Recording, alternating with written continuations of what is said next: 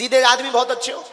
जैसे है, एक बार दो माताएं सागर की चली जा रही, धनाबाई और मुन्नी बाई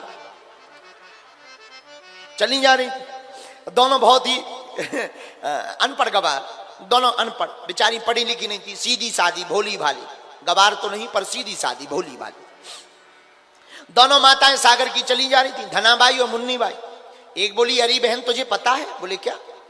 अपने सरपंच है ना, सरपंच, हाँ, कोमा में चले गए, कोमा में।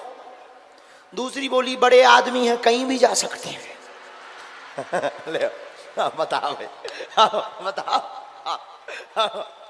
बताओ बताओ भाई, ऐसी कितना भोलापन है, कितनी सरलता है। ऐसी राजस्थान में एक महात्मा प्रवचन कर रहे थे, राजस्थान में मारवाड़ियों के यहाँ। तो उस बूढ़ी माता के बेटा ने कहा कि महाराज आप हमारे घर पर चलो, हमारी माता जी बूढ़ी है, आ नहीं सकती, घर पे चल के जरा दर्शन दे दो, कृपा कर दो। ठीक है, महात्मा जी चले गए, बेचारे घर गए। बालक भीतर भागा भागा, माँ जी माँ जी माँ जी माँ जी माँ जी, माता जी चलिए चलिए, गुरु जी आ गए, गुरु जी आ गए, तुम रोज कहती थी गुरु जी से मिलवाओ, देखो गुरु जी आ गए। बूढ़ी माता जी आई, माता जी बड़ी भोली भाली सीधी सादी, हाथ जोड़ के बोली, गुरु जी थारे खुर लागू। अब महात्मा जी हते बुंदेलखंडी, भी बोले, हे भगवान, खुर तो बचवन के होत, चरण कह दो, पांव कह दो, ये बात अलग है, लेकिन खुर तो भाई कहते ना भैया, बछवा को खुर, गाय का खुर, बैल का खुर। उसने टूटी फूटी मारवाड़ी ने मारवाड़ी बोल के उस माता जी ने कहा, गुरु जी थारे खुर लागू। तो महात्मा जी अपने पांव की तरफ देखने लगे कि हमारे खुर हैं क्या चल रहा है। तो महात्मा जी ने समझाया, अरे माता जी ऐसे खुर नहीं कहते हैं, बड़ी संतों से सभ्यता से बात करते हैं, बड़ी प्रेम पूर्वक बात करते हैं महात्माओं से। नरक जाओगी वरना नरक जाओगी, नरक नरक नरक मिलेगा तुम्हें, ऐसा बोलोगी तो बूढ़ी माता जी हाथ जोड़ के बोली, महाराज मेरे भाग्य में कहां नरक, नरक तो आप जैसे महात्माओं को प्राप्त है। बताओ। महात्मा बड़े खिलखिलाकर हंस गए, बहुत ही महात्मा उनके भोलेपन पर बड़े खिलखिलाकर हंस गए। बोले जय हो। तो कई बार ना ऐसे भोलेपन में ही भगवान रीत जाते। कल हमने जो तुम्हें कथा सुनाई, ठाकुर जी से मीरा बोली, भगवान दूध पी लो, तुम दूध नहीं पियोगे तो ये जो तुम्हारे मोटे मोटे गाल हैं चिपक जाएंगे। भगवान रीत जाते हैं। ऐसी एक कथा और हमें याद आई, हम आपको बता दें फिर आगे कथा में बढ़ते हैं। सागर का चंगीलाल,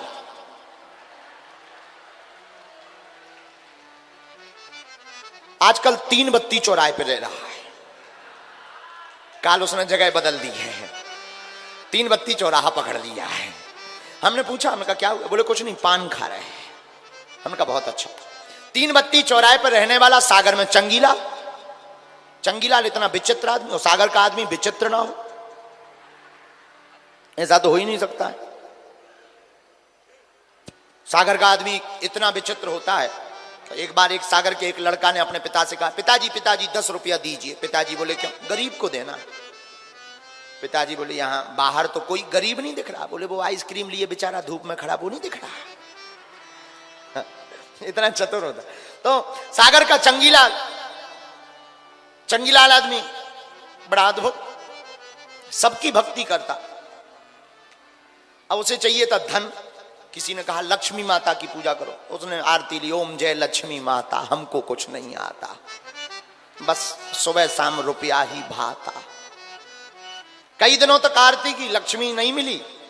तो किसी ने कहा लक्ष्मी जी तो अपने पति के अधीन है, नारायण की पूजा करो। नारायण की पूजा की, कोई काम नहीं बना। तीसरे महात्मा ने कहा कि भाई नारायण की पूजा से कुछ होना नहीं है, हनुमान जी कलयुग के राजा हैं, तुम उनकी पूजा करो। अब तो जय हनुमान ज्ञान गुण सागर, भूत पिशाच निकट नहीं आवे।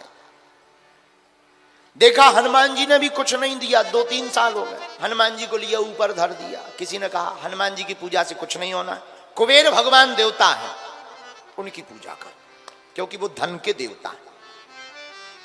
कुबेर की पूजा की। कुछ नहीं मिला। 4-5 साल बीत गए और अब तो इसका दिमाग खराब। किसी ने कहा कुबेर से कुछ नहीं मिलना, शंकर जी की पूजा करो, वो भोले हैं, भोलेनाथ है, कभी भी कुछ भी दे सकते। अब ये तो लगा ओम नमः शिवाय, ओम जय शिव ओमकारा, लगा आरती करने। एक दिन क्या देखता है, धूप जलाई, अगरबत्ती, अगरबत्ती का धुआं उठा, और धुआं उठा और ऊपर मूर्ति जो रखी थी उन मूर्तियों की तरफ जाने लगा। इसने दिमाग लगाया कि पूजा काम क्यों नहीं कर रही, इतनी पूजा कर ली आज तक सफल क्यों नहीं हो। सीधा आदमी, भोला आदमी, इसने दिमाग लगाया है, अब समझ में आ गया, ऊपर जी बैठे हैं, हम प्रसाद लगाई नीचे देवतना जी सब खा जा। हमने अगरबत्ती लगाई, धुआं जी सूंघ रहे, यही से तो जी काम नहीं कर रहे देवता। इसने रुई लाई, रुई पौनी रुई, रुई के गोला बनायो, लगो नकुअन में लगा दे। तो सब भगवान के तो लगा दो। जब हनुमान जी की बारी आई तो हनुमान जी के लाने इन्हें गोला बनाओ, जैसे ही नाक में धरो सोई हनुमान जी ने हाथ पकड़ लो। ए क्या कर रहे हो? अरे बोले क्या कर रहे तुम, पूरा खा जा तू पर बैठे बैठे। हनुमान जी बोले यार छोड़ो भाई, ऐसा ना करो। अब ये बड़ा चौंक गया, बोले इतनी पूजा करी तुम आज तक प्रकट नहीं भाई, रुई लगा भी मैं प्रकट हो गए। तो हनुमान जी भी बड़े कौतुकी, हनुमान जी बड़ी हंसते हुए बोले, बोले सुनो, आज तक तुम हमको सिर्फ मूर्तियां धन देने की वस्तु समझते थे, आज तुमने समझा है कि हम देवता हैं और यहाँ बैठे बैठे पा लेते हैं। ये भाव तुम्हारे अंदर प्रकट हो गया, इसलिए हम भी प्रकट हो गए हैं। इसलिए भगवान हनुमान जी बोले हम भी प्रकट हो गए हैं। इसका अर्थ क्या हुआ?